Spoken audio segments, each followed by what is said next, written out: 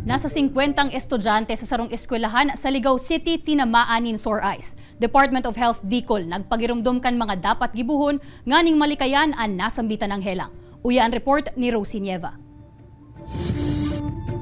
Di mo na naglaog sa eskwelahan asin para mientras mo nang saharong nag-aadal ang grade 2 pupil na si Jessica. Di na mo na kaya siya pigtugutang maglaog makalis magkaigwanin sore eyes. Sa katunayan, sarusa na si Jessica sa 50 mga estudyante kan Ligao East Central School sa Ligao City na tinamaan ka na sambitan ng helang. Sigon sa principal kan eskwelahan, pira sa mga estudyanteng nagka-sore eyes ang nagrahay naman ang kondisyon sa ngunyan. Alagad pigmarhay subuot ninda na di na mo na palaogon nganing di na makaulakit pa. Kung minsan kasi sa isang classroom mayroon tayong mga cases na 5, then ang ginagawa namin hindi na namin pinapapasok. Pero binibigyan namin sila ng learning activity.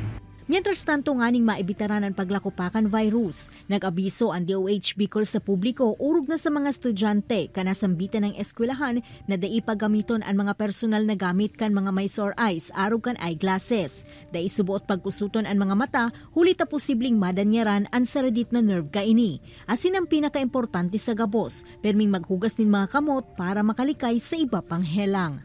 If you experience symptoms na hindi na-relieve ng home remedy in 48 hours, please seek immediate consultation with a doctor or eye specialist. Ini si Rosie Nieva, Balitang Bicolandia.